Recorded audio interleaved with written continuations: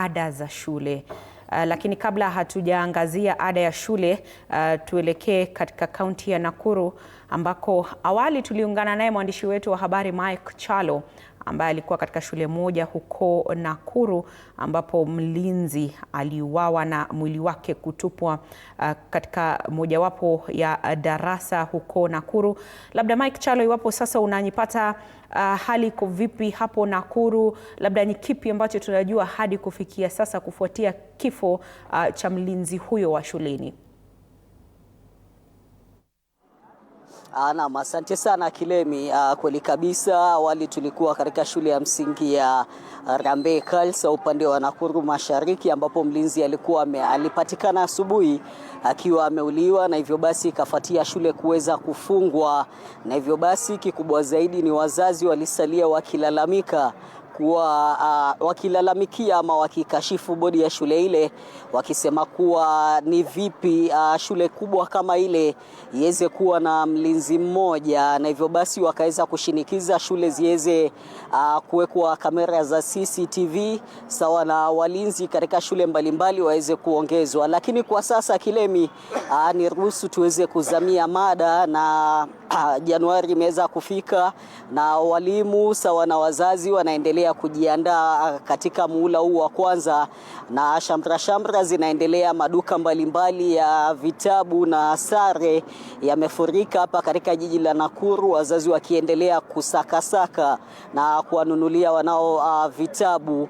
Na kwa sasa uniruhusu tu niweze kuungana na washikadau wa elimu katika jiji hili waweze kuniambia maoni yao ni gani kuhusiana na muhula wa kwanza. Kumbuka serikali imeonekana kunawa mikono ikisema kuwa mgao wa fedha ama mgao wa elimu shilingi bilioni 44.2 zishatolewa kwa shule mbalimbali, shule za msingi, JSS, SSS na shule za upili.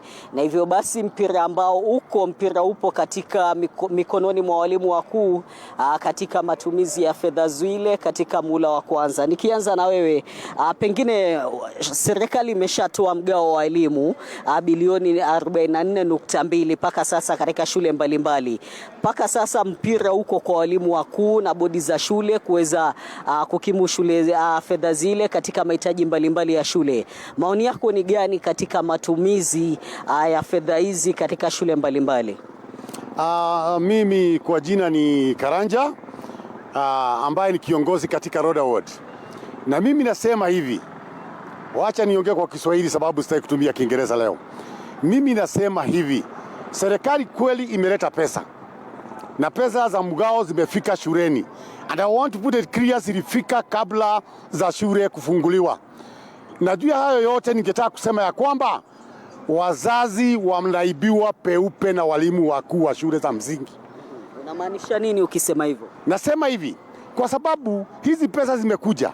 Unasikia kwamba mtoto kutoka grade 6 aende grade 7, pale katika karatasi ya mahitaji anaandikiwa atoe pesa za stima, atoe pesa za maji, atoe pesa za mitihani na mambo mengi ambayo mtoto anaitishwa, ambazo ukiangalia vizuri hii ni pesa ambazo zinazotokea kwa hii capitation, ambazo mzazi anaongezewa bado walipe. Kusema ukweli, hakuna chochote hii capitation inasaidia wazazi. This is as if money is being taken by the government, wanapeleka kwa mifuko ya hii teacher.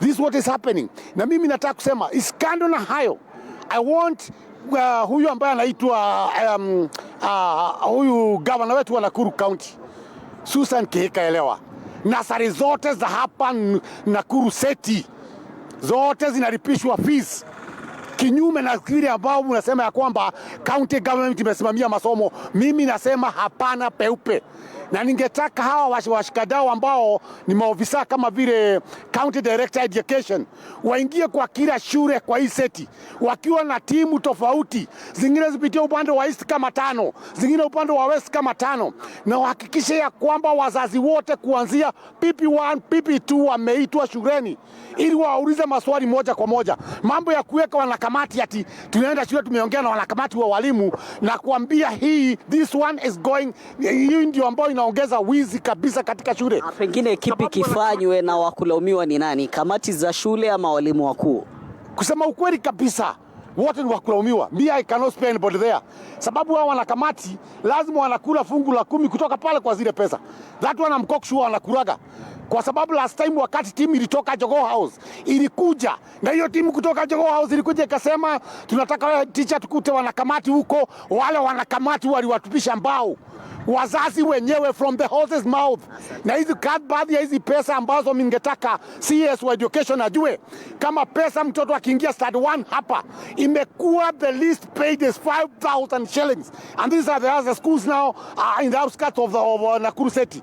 Hizi zingine zimeanza kuanzia mpaka the other school here in Nakuru City inaitisha mzazi 20,000 shillings kama mambo ya pesa ambayo inaitwa admission fee. Ada zipunguzwe ambazo walimu ama wazazi wanatozwa katika masomo ya shule baada ya mgao wa fedha kuweza kufika shuleni. Sasa si kupunguzwa, huu ni wizi.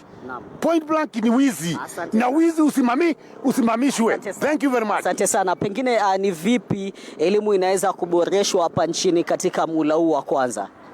Kwa majina niseme naitwa John Njoroge, kiongozi hapa Nakuru.